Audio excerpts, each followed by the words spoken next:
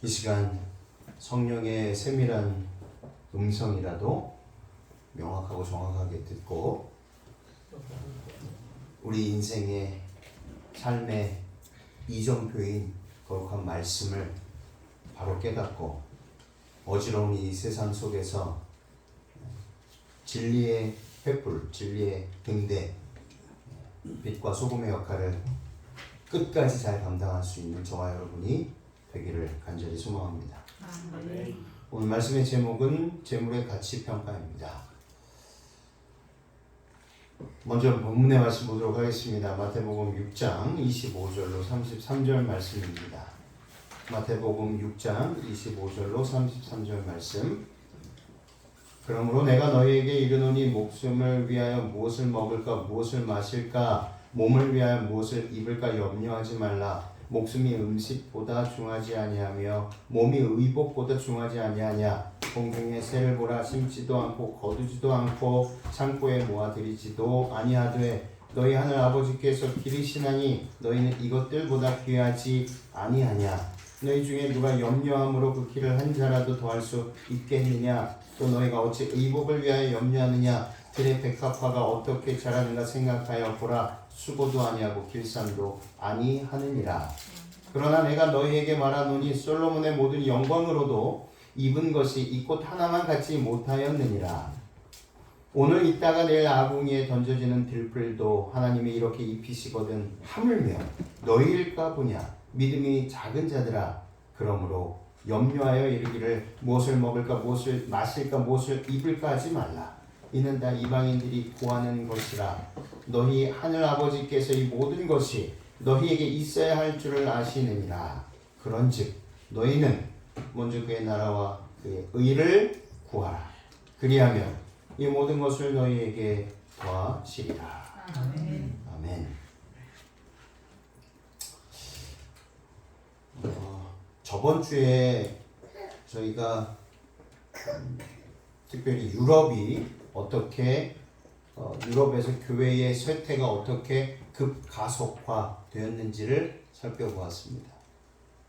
우리나라도 그 뒤를 아주 빠르게 따라가고 있습니다.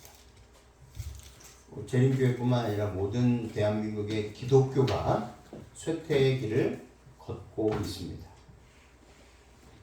그것을 세상 언론사에서 분석해 보니 다른 의미도 굉장히 많이 있지만 가장 핵심은 무엇이냐면 물질 만능주의다라고 합니다. 편해지고 간편해지고 더욱더 안락하고 전쟁이 없고 화평이 길어지면 길어질수록 그리고 더욱더 물질의 가치가 왜곡되고 그러므로 물질에 의지하는 빈도수가 높아질수록 사람들 마음속에 신앙심도 적어지더라. 통계적으로 살펴보니 그렇게 발표를 했습니다. 정말 그런 것 같습니다. 우리나라도 그렇죠? 우리 젊은 친구들을 보더라도 물론 그 신앙의 선배인 우리들이 사실 참 미안한 게 많이 있고 잘못한 것들이 많이 있습니다. 다는 아니지만 우리 자손들에게 우리 아이들에게 자녀들에게 과연 신앙심을 키워주기 위해서 어떻게 가르쳤는가 뒤돌아보면 참 미안한 게 많아요. 하나님께 먼저 너무도 죄스럽고 그리고 우리 자녀들에게 너무 잘못 가르친 부분들이 너무 많이 있다는 것입니다. 늦지 않았습니다. 지금이라도 혹시 우리 자녀의 마음속에 예수님을 믿게 하기 위해서 강제적으로 너는 이렇게 살아야 해 라고 했던 적이 있다면 지금이라도 늦지 않았습니다. 자녀의 손을 꼭 붙잡고 엄마가 미안해. 아빠가 미안해. 우리 예수님도 너에게 그렇게 하지 않으셨는데 나에게도 그렇게 하지 않으셨는데 엄마가 너를 하나님께서 주신 선물인 줄을 알면서도 내 소유물로 생각했어. 그래서 아이의 마음속에, 우리 자녀의 마음속에 어렸을 때 받았던 그 상처들이 아물 수 있도록 기도하시고 노력하시는 우리 진정한 주님 안에서 참된 제자로서의 부모가 되시기를 간절히 소망합니다. 나는 먹고 살기 위해 일하는가? 오늘 말씀을 통해서 문제 제기를 우리 스스로에게 하는 것입니다. 옆 사람에게 하는 게 아니고 우리 김장로님, 이장로님, 서장로님에게 하는 게 아니라 내 자신에게. 오늘 말씀을 들으시고 또 함께 우리 말씀을 나누면서 절대로 그래 옆집 개똥이 엄마 생각하지 마시고 접니다. 납니다. 나 철저하게. 나의 신앙관이 그리고 우리 아이들에게도 우리 성도들에게도 주변에 있는 이웃들에게도 예수님은 어떻게 전했는가? 예수님이 두 번째였는가? 아니면 예수님이 첫 번째였는가? 근데 먹고 사는 문제에서도 이것이 들어갑니다. 그렇죠? 오늘 본문의 말씀을 보니까 먹고 사는 문제들이 염려할 문제가 아니라고 하셨어요. 당연히 우리가 살아가는 데 있어서 필수적인 거잖아요. 없어서는 안 될 것들입니다. 당연히 하나님께서 있어야 될 줄 아는 것이죠. 우리가 자녀로서. 근데 이거를 가지고 당연히 하나님께서 아버지께서 주신다라고 약속을 했는데도 불구하고 그걸 믿지 못하고 더 욕심을 부려서 만족하지 않고 더 욕심을 부려서 많은 것을 쌓으려고 하는 것 자체가 문제이다. 예수님께서 가난을 정죄시하셨어요? 그렇지 않았습니다. 부자를 정죄시하셨어요? 그러지 않으셨어요. 이제 단지 부자가 하늘에 가기가 어려운 경우가 많더라 라고 말씀하시면서 낙타와 바늘을 비유로 드셨죠. 근데 그 얘기를 들으면 부자가 하늘나라에 갈 수 있는 사람이 한 명도 없어 보이기는 해요. 낙타가 바늘기로 들어갈 수 있습니까? 없어요. 그러니까 부자 내용만 그냥 문자 그대로만 보면 어때요? 야, 부자들은 다 못 가는구나. 내가 가난해져야 물질적으로 가난해져야 하늘나라 가는구나. 이렇게 이해하면 됩니까? 안 그래요. 그럼 아브라함은 어땠어요? 아브라함은 가난했습니까? 아니에요. 메소포타미아 그 지역에서요 가장 부자였습니다. 종들이 뭐 한두 명이 아니었어요. 그리고 참 아브라함이 이 품성이 너무 좋았습니다. 종이라고 여기지 않았습니다. 어떻게 대했습니까? 자식들처럼 대했어요. 자식들처럼. 그래서 아브라함의 집에서 일하는 그 종들이 식솔들이 결혼을 하잖아요. 그럼 다 챙겼습니다. 대소사를 다 챙긴 거예요. 제가 좀 이렇게 피곤해 보이죠? 이틀 동안 운전을 쉬지도 않고 해서 그래요. 저희 큰어머니가 갑자기 돌아가셔가지고 비보를 듣고 또 아버지를 모시고 서울에 가서 아버지를 모시고 경상북도 의성군까지 또 내려가서 이제 보고 다시 서울에 가서 아버지 모셔다 드리고 다시 여기 오니까 새벽 3시인 거예요. 금요일 새벽 3시. 참 저도 신기합니다. 어떻게. 그래서 막 영양제를 먹고 운전을 하긴 했습니다. 이 시간을 맞춰야 되니까.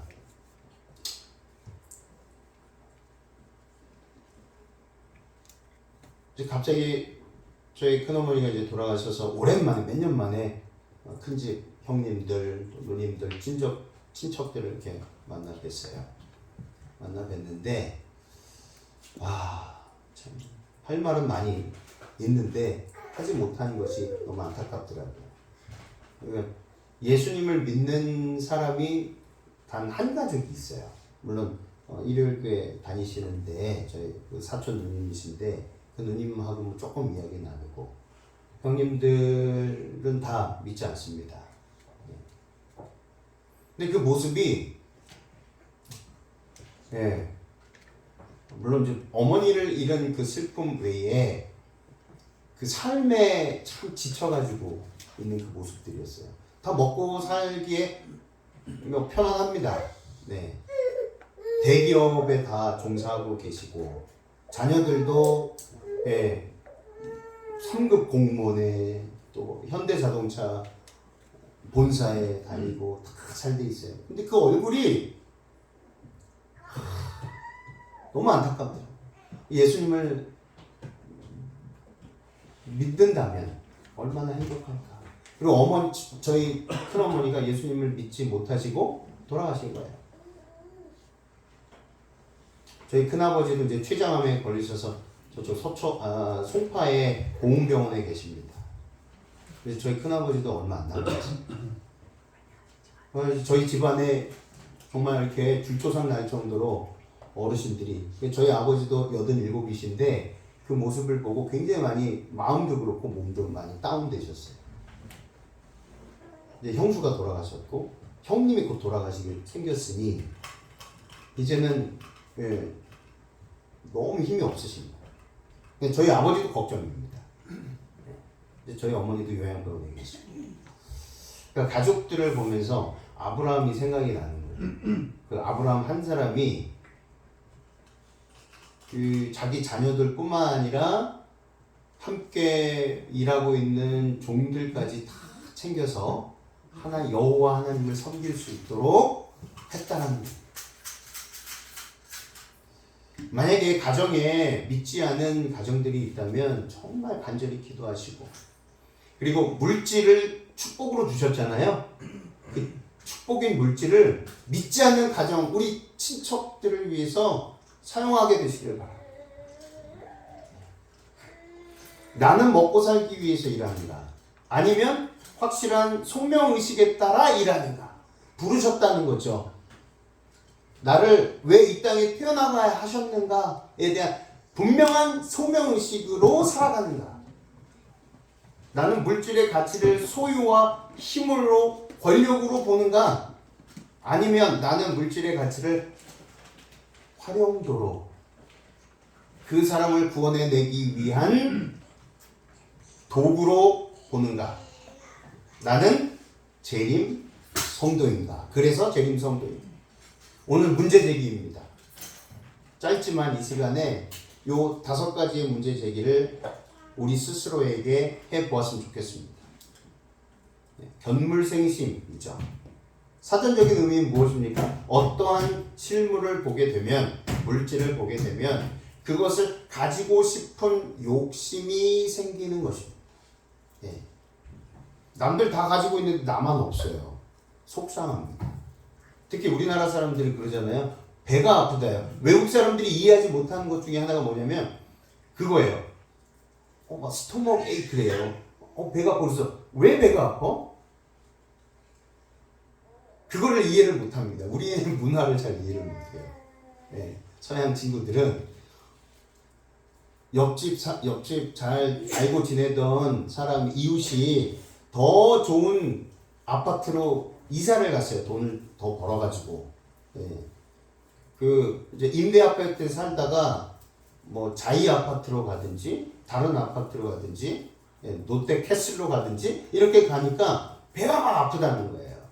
그러니까 외국 사람들이 보고서 왜 배가 아파? 축하해줘야 될 일 아니야? 이렇게 한다는 것입니다.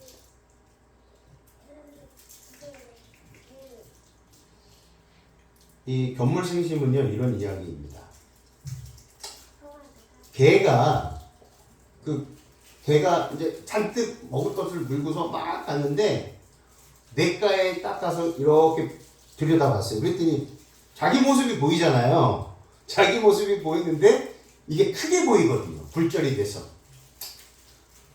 그래서 견물생심이라는 말이 나왔는데, 이거 욕심 많은 개 하나가 입에 먹이를 잔뜩 물고 숲속을 걷고 있었는데 냇가를 건너가는 개는 물속에 비친 자신의 모습을 보게 되었고, 물속에는 자신과 닮은 개가 자신보다 더 큰 고기를 물고 있는 게 아니겠는가? 욕심 많은 개는 너무 탐이 나서 자신이 고기를 물고 있다는 것을 잊고 큰 소리로 짖어대기 시작했다. 그 순간 입에 물고 있던 고기는 풍덩하고 물속으로 사라지고 말았다. 이런 경험을 한 적이 있죠, 우리도. 예, 착각입니다. 그래서 우리 인간은 착각의 존재다라고 말할 정도로 거울을 보고서 명확하게 봐야 되는데 그 강아지가 자기가 문 것을 거울 그 냇가에 물에 비춰서 보니 더 커 보인 것이었습니다. 자신이라고 생각 못하고 다른 개라고 생각을 하고 더 큰 걸 가지고 있네?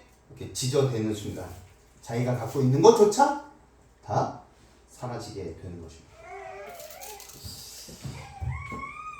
많은 쥐가 마을에 피를 토하여 죽었다. 며칠 뒤 쥐 대신 사람들이 죽어나갔다. 패스트, 흑사병이었다. 가짜 뉴스가 퍼지기 시작했다. 몸 소독하겠다며 알코올 마신 사람들로 마을은 혼란했다. 병을 없앤다며 불을 질러 쑥대밭이 되었다. 약탈과 파괴까지 더해져 마을은 제정신이 아니었다.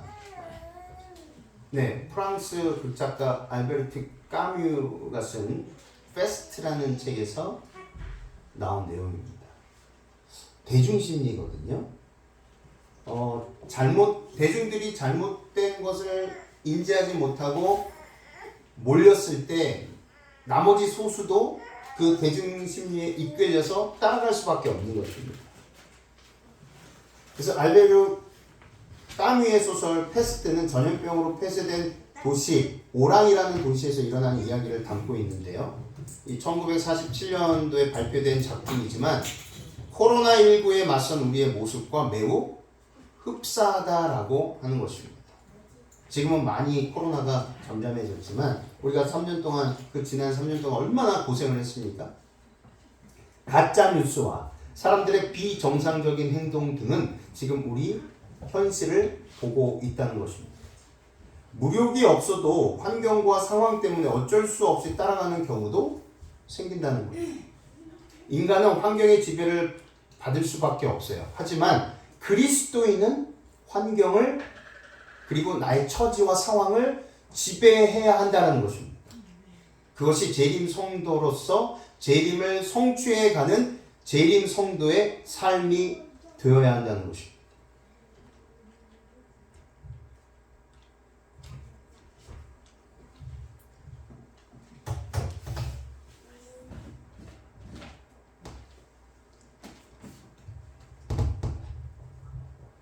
그림 중 보기와 길이가 같은 번호를 고르시오. 여러분의 선택은 무엇입니까? 아마 대부분 당연히 3번이지라고 말할 것입니다. 하지만 상황을 조금 바꾼다면 정답은 충분히 2번도 1번도 될 수 있습니다. 한 방에 7명의 사람이 있습니다. 이 중 6명은 실험을 위해 동원된 연기자입니다. 마지막 한 명만이 이 상황을 모르는 피실험자죠. 6명의 사람들은 순서대로 보기와 같은 길이는 2번이라고 대답합니다. 실제로 정답은 3번이지만 앞선 실험자들이 2번이라고 대답한 상황. 과연 7번째로 대답할 피실험자는 어떤 대답을 할까요? 놀랍게도 이 실험을 통해 나타난 결과는 10명 중 7명 꼴로 앞에서 말한 틀린 답을 대답한다는 것이었습니다. 실험 종료 후 틀린 답을 말한 피실험자들의 대답은 다음과 같았습니다. 이게 아닌데 하다가 혼자 바보 되기가 싫어서 그냥 따라가자라고 생각했죠. 앞 사람들이 다 똑같은 답을 말하니까 제가 헷갈려서 잘못 봤구나 생각했어요.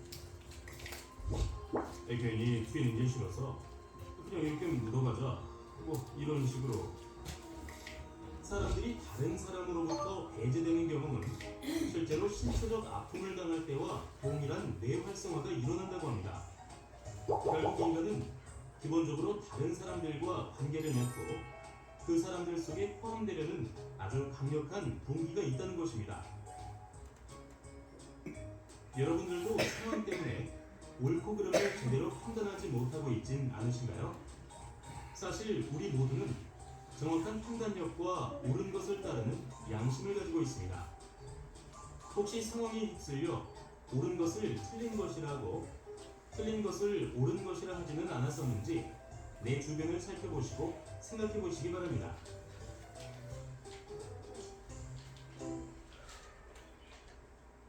네. 이 물질을 바라보는 우리의 시각이 바뀌어야 될 것 같습니다.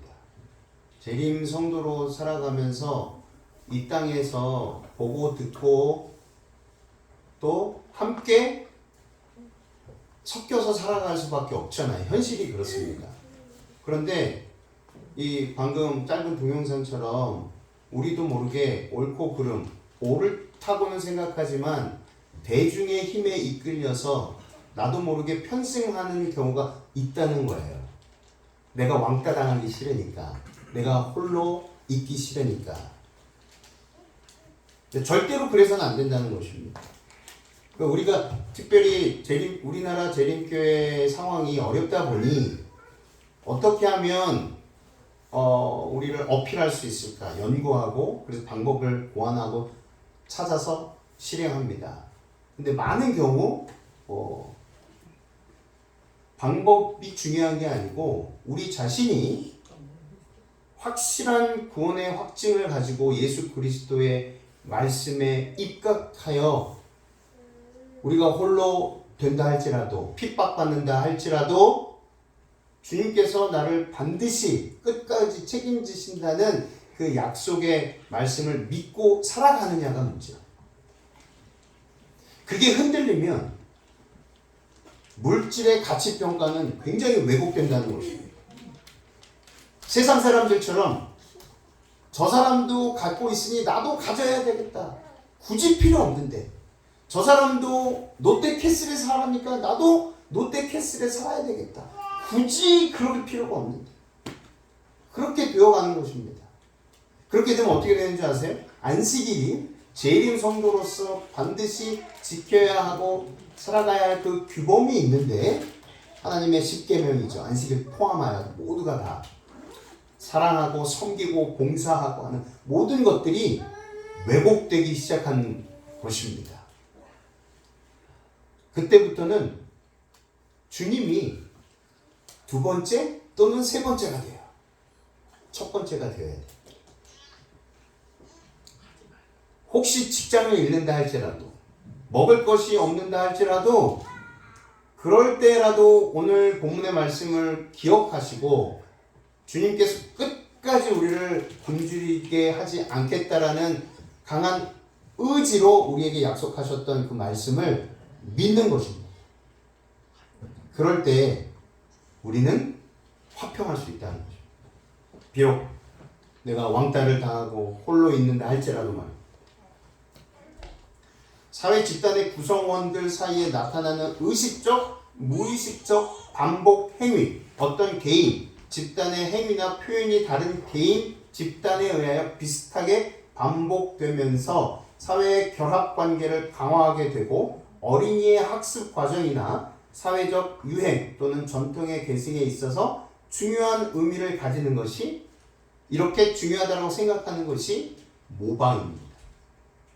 근데 모방이 다 나쁘지는 않아요. 무엇인가를 다시 창출해내기 위해서 모방이 필요할 때도 있습니다. 그런데 그 모방이 굉장히 좀 잘못된 길로 갈 때도 있다는 것입니다. 아이들은 모방을 통해 사회 규범을 익혀나가기 때문이에요.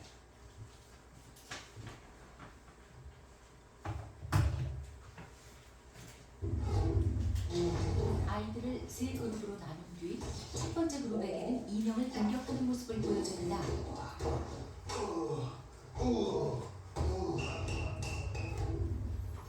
두 번째 그룹에게는 인형을 사랑하고 보살피는 온화한 모습을 보여줍니다.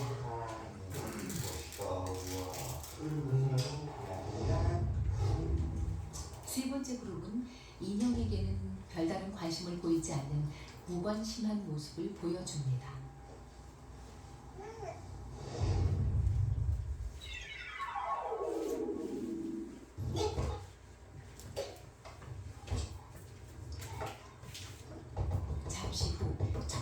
공격 모델을 본 아이들을 똑같은 방에 들여놓자 아이들은 들어오자마자 아까 본 그대로의 모습을 모방합니다. 거기는 똑같다.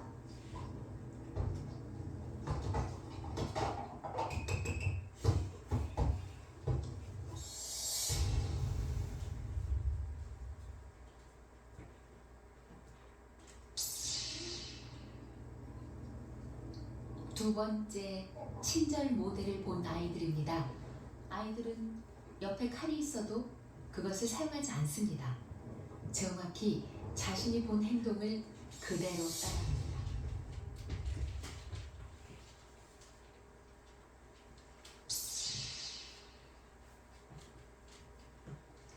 세 번째 그룹 역시 자신이 본 대로 합니다. 매체의 영향이 이렇게 엄청났다는 것 알고 계셨나요? 아이들이 이렇게 성장해 가는 것입니다. 그러면 아시는 것처럼 0세부터 7살 때까지가 평생 그 자신이 가지고 있는 인생 가치관을 정한다 그러거든요. 그래서 천주교는 그것을 너무도 정확하게 잘 알아서 신부님 중에 아주 유명한 신부님이신데 그분은 아예 대놓고 말할 정도로 당신의 아이를 저희들에게 맡겨주십시오. 7살 때까지. 그러면 하나님의 자녀로 완전히 죽을 때까지 헌신하고 봉사할 것입니다. 우리들도요. 7살 때까지 받은 모든 영향력이 우리가 죽을 때까지 어떻게 무엇을 선택하고 결정하는 데 있어서 지대한 영향력을 발휘한다는 것입니다. 그러니까 아이들은요 흡수합니다. 모든 것을 다 흡수해요. 스폰지처럼. 그러니까 그 스폰지처럼 흡수하는 것을 살아가면서 커가면서 나이 먹어가면서 사용하는 거예요. 그러면서 굳어지는 거죠. 생각이 굳어지고 가치관이 굳어지는 거예요.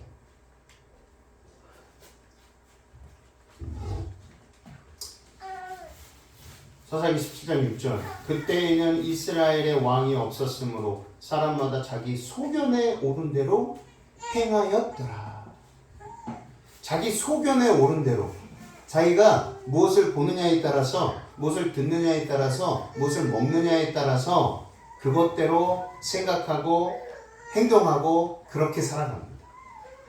그러니 지금 우리와 우리 자녀들에게 무엇을 보여주고 무엇을 듣게 하고 무엇을 경험케 하는 것이 얼마나 중요한지 모른다는 거예요. 그렇게 키울 때에 물질의 가치 평가가 달라집니다. 처음에 문제 제기했을 때 나는 그 물질을 어떤 가치로 평가하는가? 정말 먹고 살기 위해서, 더 많이 갖기 위해서, 남들에게 보여주기 위해서, 자랑하기 위해서 그 물질을 소유하려고 하는가? 아니면 나를 구원하신 하나님의 사랑 때문에, 그 은혜 때문에 주신 물질을 사용하여 이웃을 구원케 하기 위해서, 사용하기 위해서 그 물질을 내가 모으는가? 굉장히 다르다는 거예요. 방향성 자체가. 지금 교회 안에 이 물질 만능주의가 들어와 있고 또 우리 젊은 청년들이 이 물질 만능주의 안에서 무방비 상태로 지금 되어 있습니다. 우리가 지켜야 되지 않겠습니까? 우리가 보호하고 우리가 이끌어야 됩니다. 그런데 어떻죠? 제가 중학교 때 그런 모습을 봐서 제가 중화동 교회 출신입니다. 서울. 거기서 침례를 받았어요. 88년도에 올림픽 때. 침례 장소는 제명호 삼육대학교에 있는. 네, 우리 예은이도 거기서 침례 받았습니까? 거기서 안 받았어요? 잘 알죠? 네. 그곳에서 이제 침례를 받고 교회 생활을 하면서 참 의아했던 장면들을 목격했는데 그게 뭐였냐면 이제 장로님, 집사님 너무도 훌륭하신 분 자녀들이 학원을 가는 거예요. 안식일 날. 그래서 저는 그렇게 안 배웠기 때문에 나는 그때 삼육학교도 안 다녔거든요. 나는 아예 그래서 그것 때문에 안식일 때문에 저는 그 해화동에 있는 경신고등학교 유명한 학교가 있습니다. 그 해화동에 있는 서울 해화동에 있는 경신고등학교를 자퇴를 했어요. 선생님한테 저는 뭐 여러 가지 사정 때문에 학교를 못 다니겠습니다.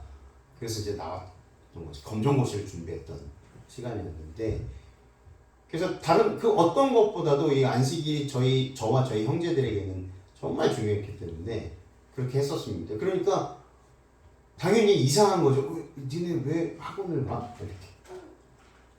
근데 그것이 벌써 30년 전의 이야기입니다. 거의 그렇죠. 한 35년 전 이야기. 근데 지금도 여전히 나중에 헌신하고 봉사하면 된다라는 이론을 갖고 계신 분들이 계시는 것 같아요. 그러면 그 생각이 틀렸다는 것을 그때 10년, 20년 지나서 경험하십니다. 그때 되면요, 아이들이 커가지고 말 안 들어요. 교회 다녀야지. 내가 왜요?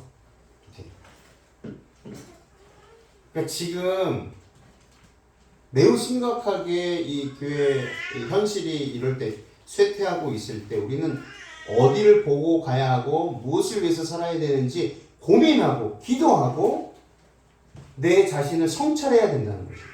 오늘 문제 제기의 5가지 내용처럼 나는 지금 어떻게 살아가고 있는가, 물질을 어떻게 보고 있는가, 물질의 가치 평가를 어떻게 내리며 살아가고 있는가, 나 자신조차 내 자신이 어떻게 생각하느냐에 따라서 우리 자녀가 그대로 배워요. 정말 그렇습니다. 야, 그래도 이왕이면은 좋은 대학교 가야 돼. 그래야 좋은 직장을 얻을 수 있어. 전 뜯어 말리고 싶어요. 진짜. 좋은 대학교 간다고 좋은 직장 얻습니까? 요즘 시대? 그렇지 않아요. 지금은요, 뚜렷한 개성이에요. 내가 남들보다 더 잘할 수 있고 밥 안 먹고도 너무 행복하게 할 수 있는 그 일. 그래서 남들이 다 야, 독보적이다 라고 할 수 있는 일. 그건 대학교 안 나와도 가능합니다. 그 일을 인정해주는 사회가 됐어요. 그렇기 때문에 굳이 어떤 뭐 박사학위 받지 않더라도 내가 밤새 가면서 이 분야에 있어서는 그 누구보다도 전문가가 되겠다라는 그 각오와 다짐과 결심만 있으면 집에서 공부해도 저는 성공할 거라고 봅니다. 근데 아직도 우리 사회는 여전히 대중심리, 군중심리에 이끌려서 야, 누구 저기 개똥이 엄마 아들은 서울대 갔다 왔더라. 서울대 뭐 법학과 갔다 더라. 의대 갔다 더라. 너는 도대체 뭐 하고 있니? 이제는 그래서는 안 된다는 것입니다. 뱁새가 누구 쫓아가다가 어떻게 됐습니까? 네, 그 황이라는 새를 쫓아가다가 이렇게 됐잖아요. 근데 여전히 우리 사회나 우리 가정은 또 우리 재림 성도들 중에도 여전히 황새를 쫓아가려고 하는 그런 어리석은 선택을 하는 분들이 계시다는 거죠. 잠언 27장 20절에 소울과 아바도는 만족함이 없고 사람의 눈도 만족함이 없느니라. 사람은요, 예수님 안에 있지 아니하면, 예수님의 말씀을 굳게 믿지 아니하면, 말씀에 따라서 이해되지 않더라도 순종하지 아니하면 만족하지 못합니다. 사람의 눈이 그래요. 요한일서 2장 16절 이는 세상에 있는 모든 것이 육신의 정욕과 안목의 정욕과 이생의 자랑이니 다 아버지께로부터 온 것이 아니요 세상으로부터 온 것이기 때문입니다. 그렇죠. 하나님께서 온 것들, 하나님과 함께 하는 것은요, 안목의 정욕을 원치 않습니다. 끊임없이 소유하려고 하지 않아요. 잠언 29장 9절, 22장 9절. 선한 눈을 가진 자는 복을 받으리니 이는 양식을 누구에게 줍니까? 가난한 자에게 줍니다. 예수 그리스도의 그 선한 눈으로 살아가게 되시길 바랍니다. 잠언 7장 2절 내 계명을 지켜 살며 내 법을 내 눈동자처럼 지키라. 잠언 20장 12절 듣는 귀와 보는 눈은 다 여호와께서 지으신 것이니라. 그러니 내가 보고 판단하는 것, 그것은 예수님의 말씀에 어긋나잖아요. 말씀에 비추어 봐서 그게 맞지 않잖아요. 다 틀린 것입니다. 그래, 내가 보고서 판단하기 이전에 말씀으로 돌아가야 돼요. 주님, 제가 본 것과 하나님 주님께서 말씀하신 것과 맞지가 않습니다. 그러면 뭐예요? 가야 됩니까? 말아야 됩니까? 선택해야 돼요? 말아야 돼요? 말아야 돼요. 그것이 정답입니다. 고민할 필요가 없습니다. 우리에게는 말씀과 증언의 말씀이 있어요. 고민할 필요가 없어요. 우리가 선택하기 이전에 해야 돼요. 선택하고 나서 자꾸 자기 자신을 합리화시키면 안 됩니다. 근데 그런 경우가 많죠. 주님, 제가 이렇게 가고 싶어요. 그러니 저 좀 도와주세요. 저 좀 따라오세요. 라는 거와 똑같은 겁니다. 하나님의 뜻이 아니라 나의 뜻으로 살면서 그것을 빙자하여 하나님의 뜻입니다. 라고 말하는 경우가 얼마나 많이 있는지 몰라요. 생각하는 대로 살지 않으면요, 사는 대로 생각하게 됩니다. 그렇죠? 내가 생각하는 대로 살지 않으면 그냥 사는 대로 이끌려서 나도 모르게 구렁텅이로 향하고 있는 거예요. 얼마나 어리석은 선택입니까? 출애굽기 9장 35절 그래서 바로의 마음이 완악하여 이스라엘 자손을 내보내지 아니하였으니 여호와께서 모세에게 말씀하신 것과 같더라. 주님께서 하나님께서 끊임없이 바로에게 기회를 주셨어요. 네, 10번의 기회를 주셨는데도 불구하고 바로는 어떻게 했습니까? 스스로 아니요 라고 했어요. 그래서 마태복음 12장 31절은 분명하게 말씀합니다. 또 누구든지 말로 인자를 거역하면 사하심을 얻되 누구든지 말로 성령을 거역하면 이 세상과 오는 세상에서도 사하심을 얻지 못하리라. 바로에게 성령을 부어주시기 위해서 그렇게 노력하시는데도 불구하고 바로는 어떻게 했습니까? 끝끝내 거절하여서 스스로 멸망의 길을 걷게 된 것입니다. 그 내용이 바로 마태복음 12장 31절의 내용입니다. 마태복음 12장 31절 누구든지 말로 인자를 거역하면 사하심을 얻되 누구든지 말로 성령을 거역하면 이 세상과 오는 세상에서도 사하심을 얻지 못하리라. 그래서 우리들은 잠언 4장 23절 모든 지킬 만한 것 중에 더욱 무엇을 지키라? 내 마음을 지키라. 왜 그렇죠? 생명의 근원 이에서 남이라.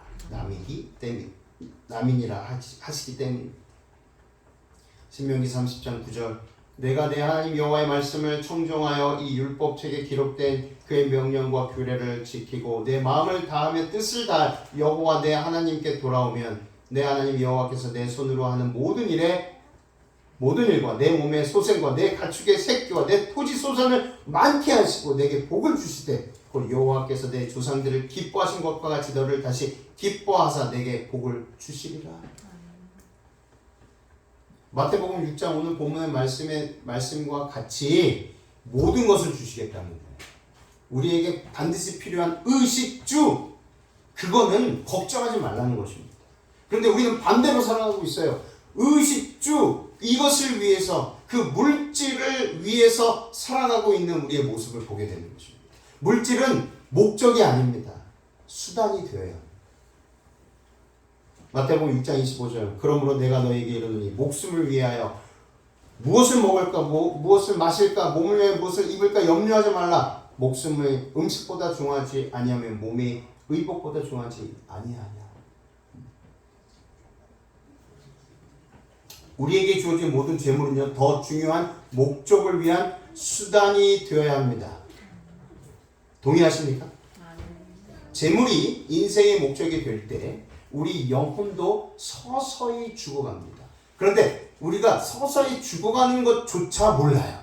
이게 저번 시간에 말씀드렸잖아요. 늪에 빠지면 처음엔 몰라요. 이게 늪인지 늪이 아닌지. 점점 내가 뭔가에 의해서 발목이 쑥 들어가는데 빠져나오고 싶어도 못 빠져나오고 이미 늦은 거예요. 그때 되면은 아예 발을 뒤져놓을 조차 생각지 말아야 한다는 것입니다.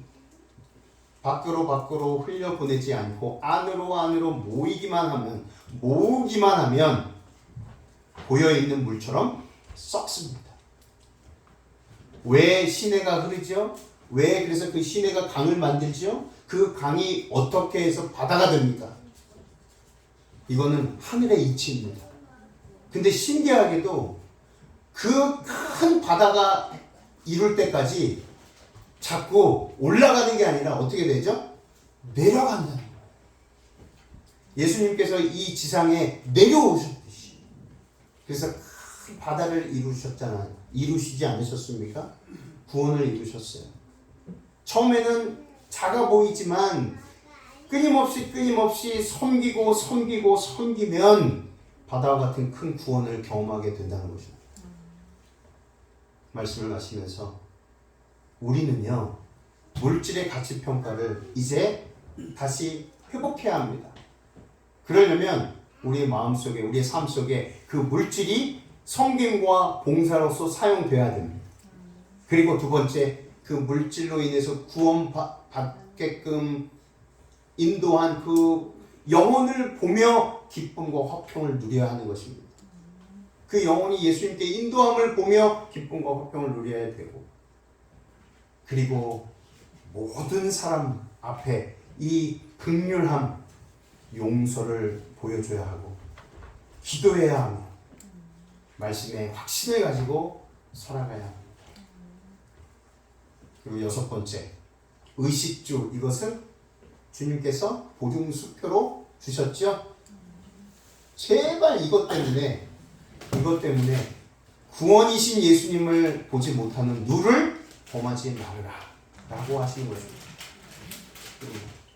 그 내용이 빌립보서 4장 3절로 7절에 있습니다. 왕하 4장 42절에도 엘리사 선지자가 그 제자들을 먹이기 위해서 그 내용이 나옵니다.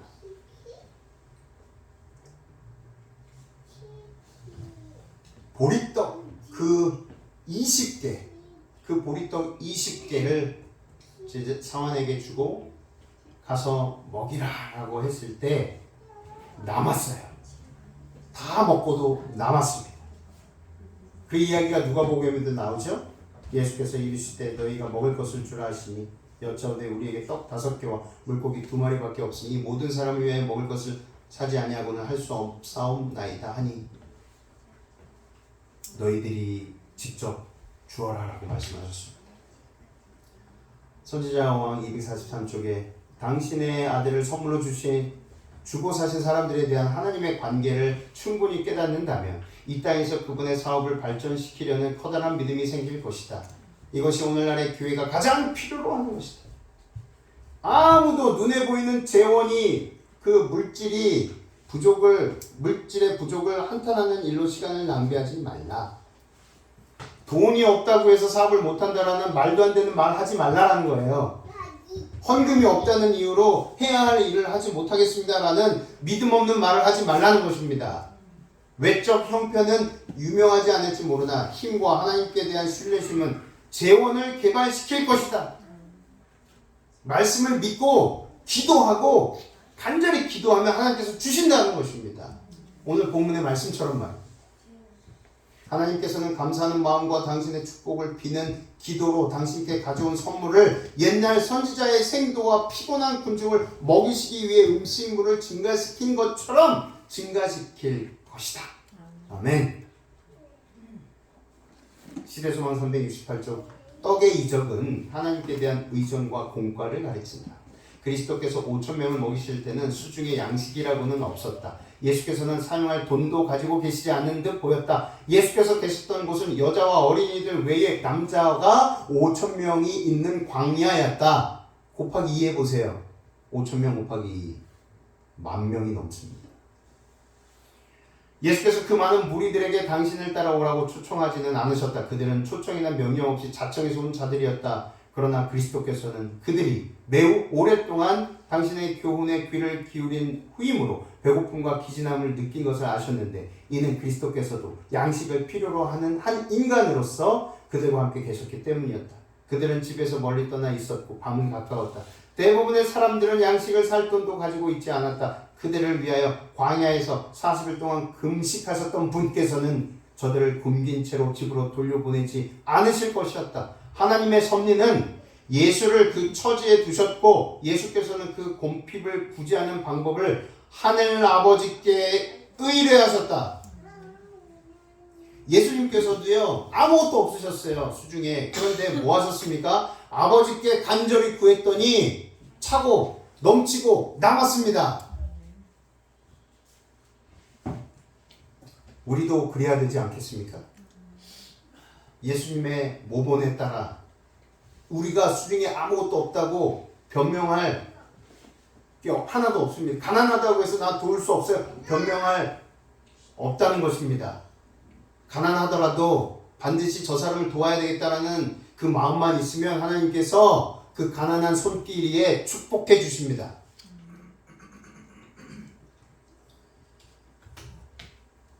히브리 3장 1절 읽고 마치도록 하겠습니다. 그러므로 함께 하늘의 부르심을 받은 거룩한 형제들아, 우리가 믿는 도리의 사도이시며 대제사장이신 예수를 깊이 생각하라. 예수를 깊이 생각하면 그 생각한 대로 살 수 있습니다. 그저 살아가는 대로 생각하지 않게 되시기 바랍니다. 세상 사람들이 살아가는 방법대로 그 조류에 휩쓸려 편승해서 살아가지 않게 되시기를 바랍니다. 그래서 우리가 받은 구원이 허지로 돌아가지 않게 되시기를 바랍니다.